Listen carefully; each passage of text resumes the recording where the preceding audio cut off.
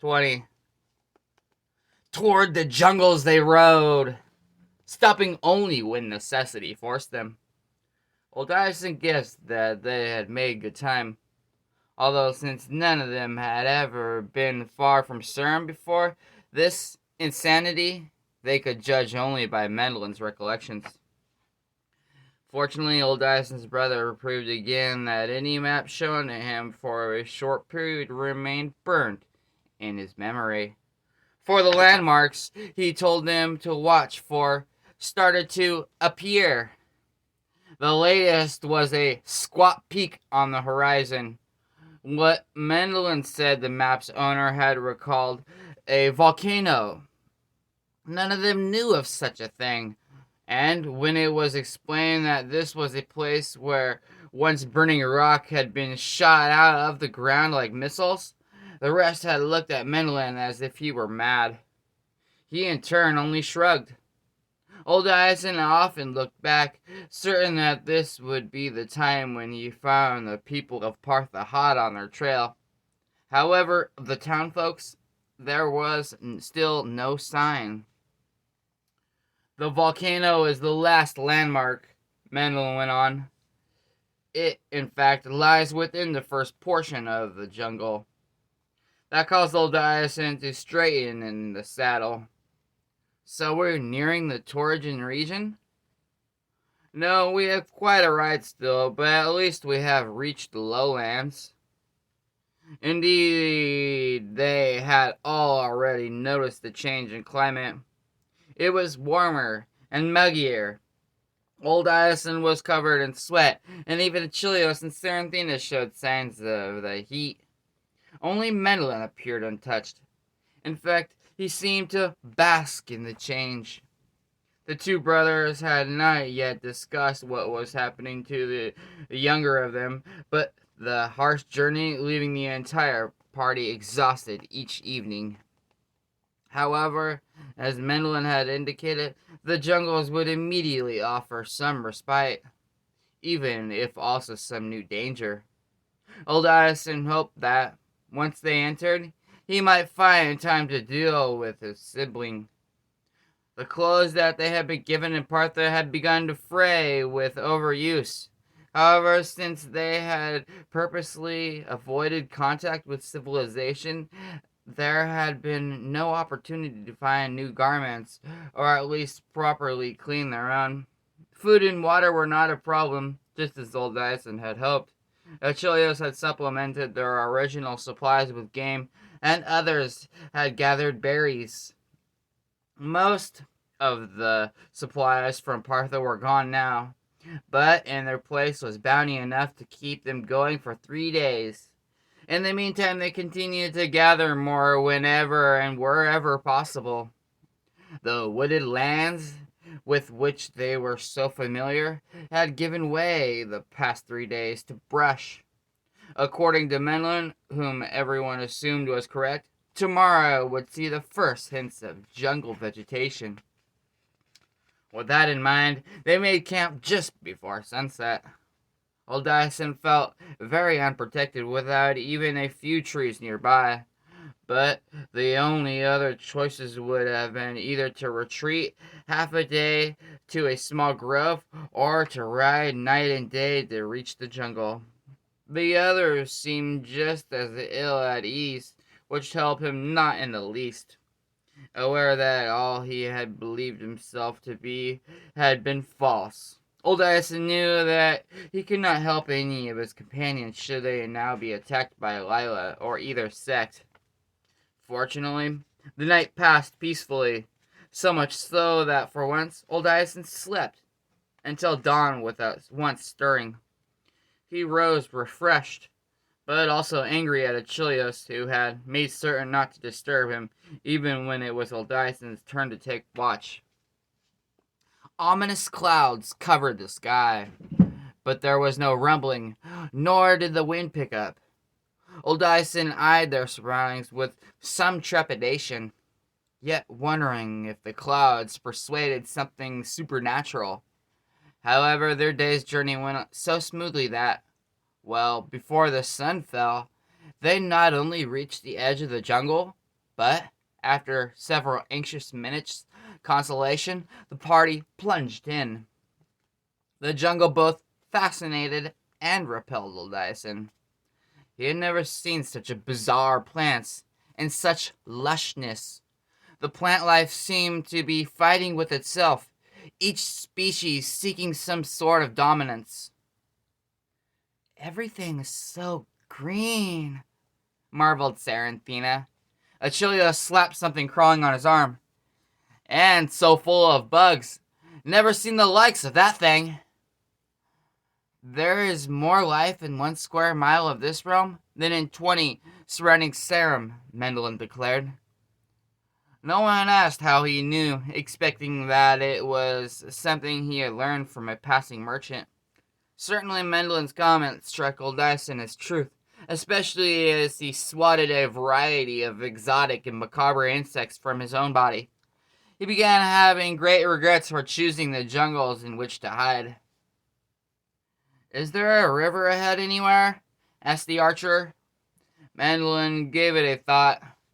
Tomorrow, there should be one by day's end tomorrow. We still have enough water. The jungle canopy combined with the clouds to make them feel as if they traveled the entire day in twilight. The horses grew restive, not at all used to such terrain. Their tails constantly slapped back and forth as they did their best to also keep free of vermin. Some of Lilo's story came back to haunt old Dyson the farther he and his companions rode. He had said that the world had been created by a band of refugees gathered from both sides of the celestial conflict.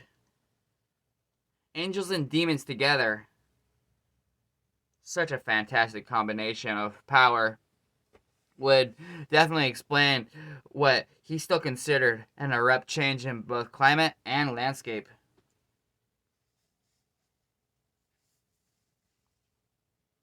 It also reminded old Dyson of just how tremendous the danger was to him and the rest. When it finally grew too dark to risk any further movement, they simply stopped. Since the past few hours, they had been making their own trail. No easy task. Gathering their horses near them, they ate what food they had. Then all but Achilles retired. Old Dyson did not go to sleep for quite some time, the jungle continually unsettling in its differences from what he had grown up knowing. Strange creatures called out.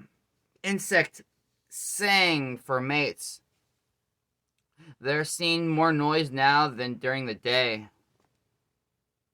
There came one moment when something of fairly good size passed within a short distance of their encampments. Achilles was still on guard duty, slipped into the jungle, but returned a few minutes later without a word.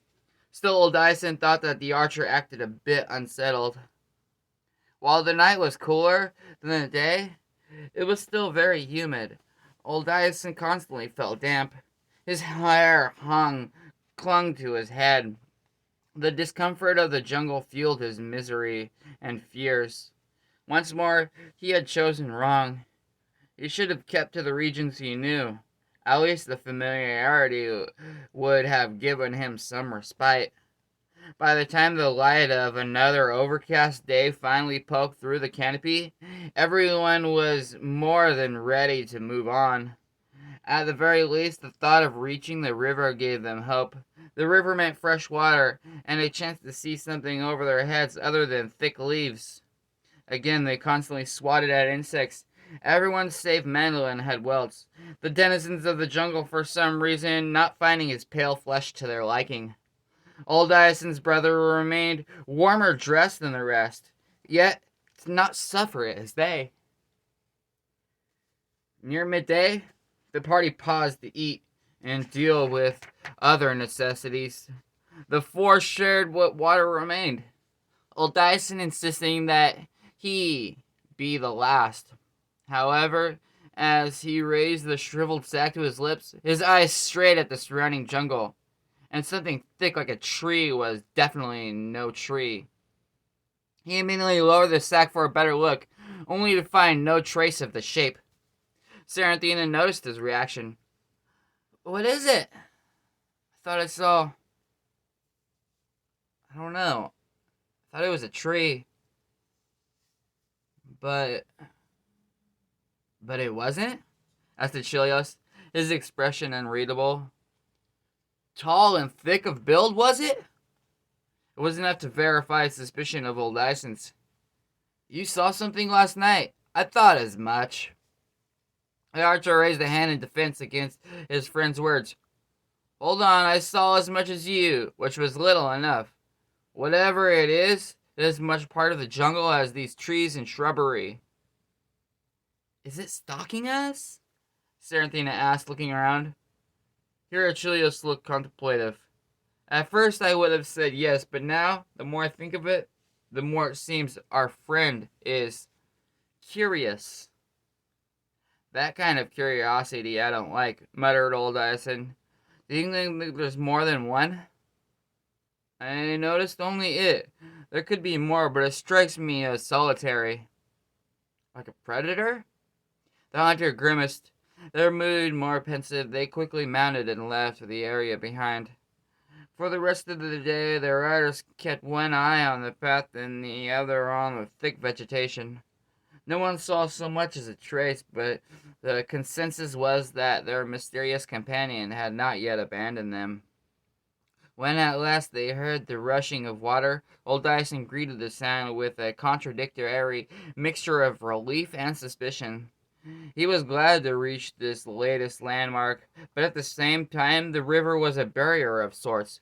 Was something now tracking them? Old Dyson began to fear that what they had accomplished was willingly ride into another trap.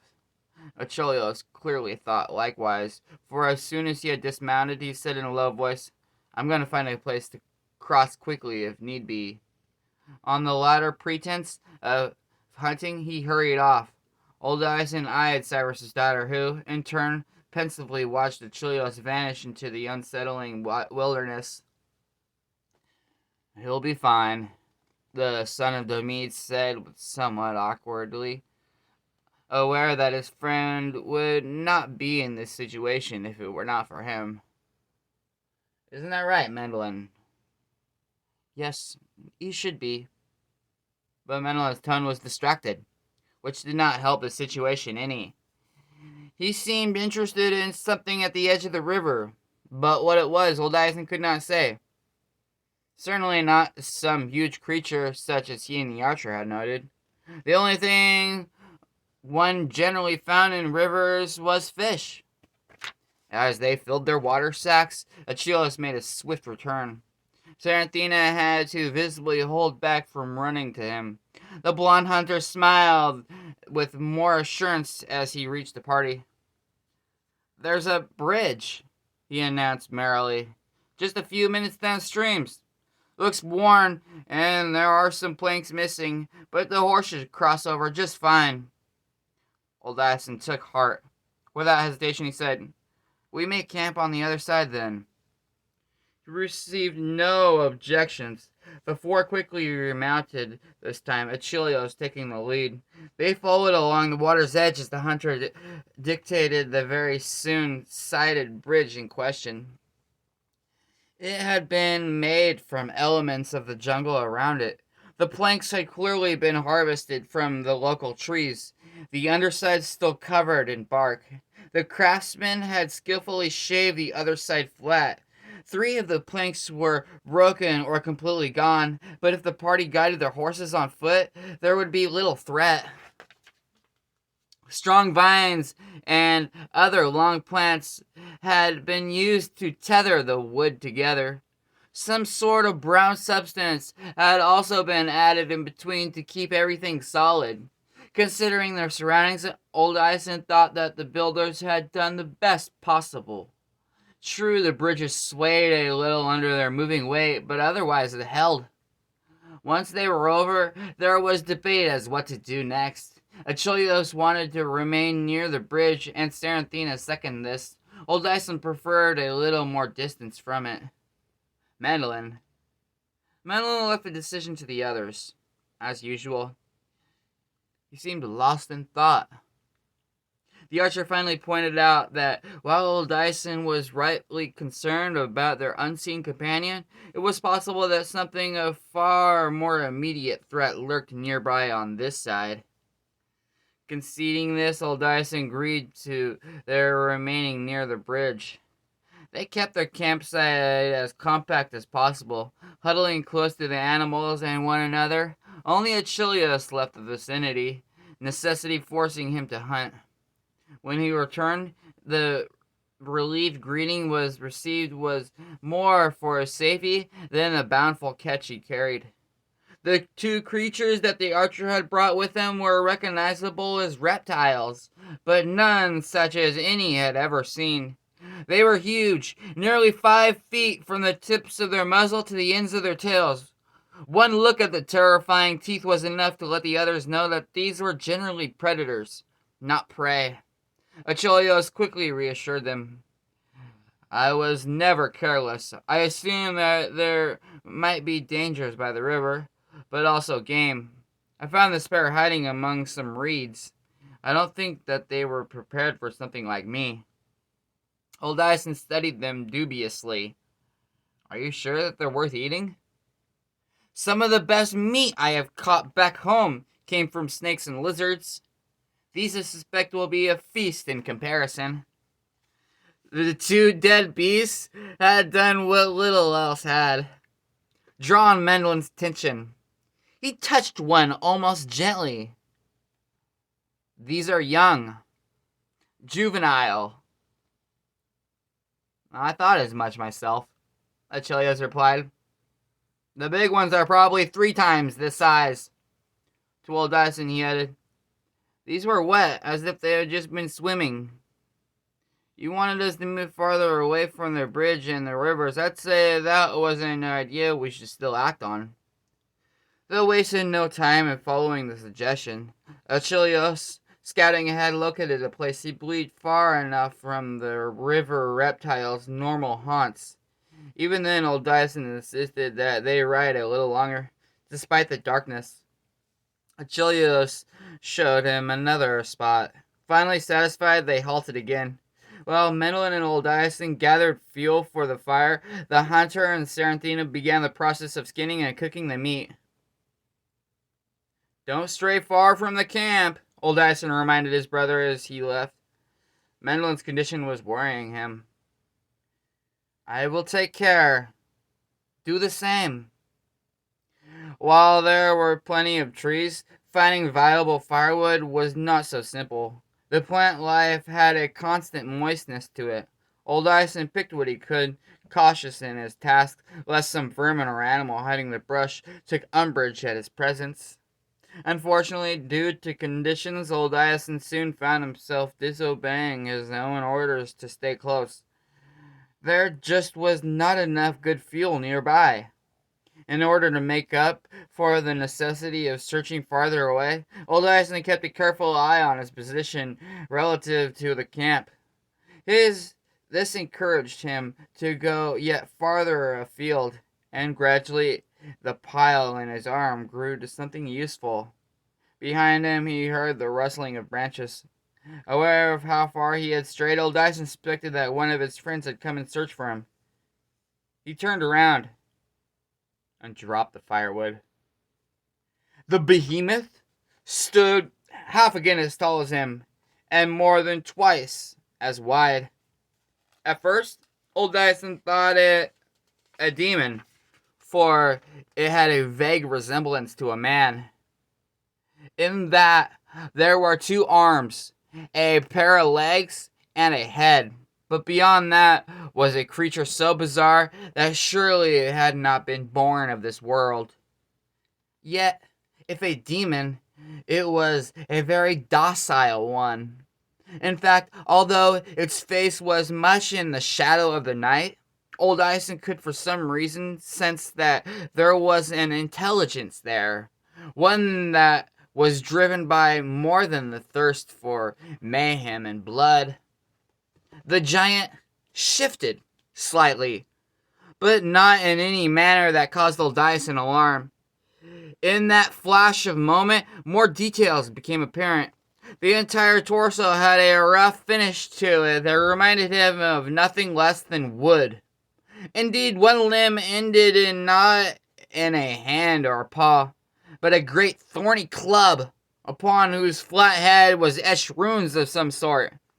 The other arm had a hand, but there was also a broad, sharply bent formation that started near the elbow and looked to the human like a living shield. Two bat-wing horns rose above the head, which was squat and heavily browed. Old Ison could detect no mouth or nose, and the eyes were but deep crevices. The behemoth strode toward him at an oddly leisurely pace, and as it moved, there was not the least sound. Old Ison understood that the rustling he had heard earlier had been purposely meant. The creature had wanted him to be forewarned. Are you the one who followed us? Old Ison finally asked. The figure did not answer. Instead, with astonishingly graceful movements, it went down on one knee before the human. At that moment, Achilleos' voice came from the direction of the camp. Old Ison! Where are you, Old Ison? His gaze strayed toward the voice. A moment later, the archer appeared. Am I going to have to keep searching for you every time you stray away from the camp? Achilleos asked cheerfully. Old Ison's eyes widened at such a mundane question in the presence of so astonishing a being as this jungle dweller. He looked to the creature for its reaction, and then saw why Achilleos acted the way he did. The behemoth was gone, as if it had never been there. The hunter noticed his tension, and the humor vanished. What is it? He. Yes, for some reason, old Ison knew his visitor had been male. Was here. What, the thing tracking us? Achilleos started to ready his bow, but old Ison put a stop to the action. He means no harm. He knelt there. Before you? Old Ison wanted to deny that, but finally nodded. He knelt before me. The farmer went into a quick detail, giving even a cursory description of the creature. And then, when I looked in your direction, he simply vanished. Which means that it was you specifically that he wanted to see, old friend. You. He may have never seen a human like us, that's all. It could have been Mendelin or you. Since Malik used her, Saranthini usually stays near the camp. His companion did not see it that way. There were plenty of chances to view me, especially that first time. Mendelin too. He wanted to see you, old Ison. You must face that. There's no reason. Achilleos turned back toward the camp, but although he moved casually, the bow remained in his grip. Only in your eyes, old Ison. Old Ison. Only in your eyes.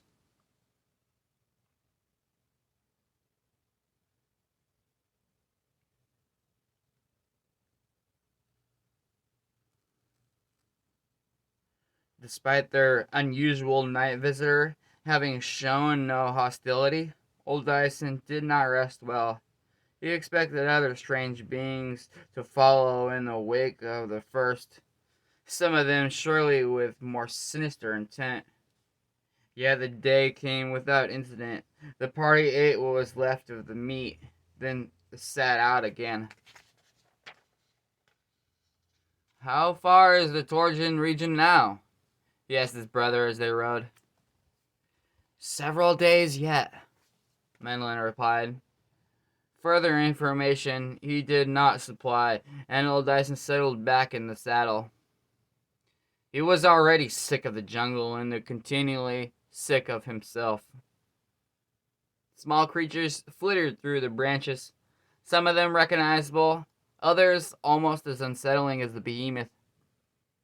However, old Dyson sensed that these were simple animals, not some mysterious intelligence being such as had confronted him. What did the confrontation mean? He refused to believe that Chilios was right. There was nothing to old Dyson. He was a fraud, a mockery.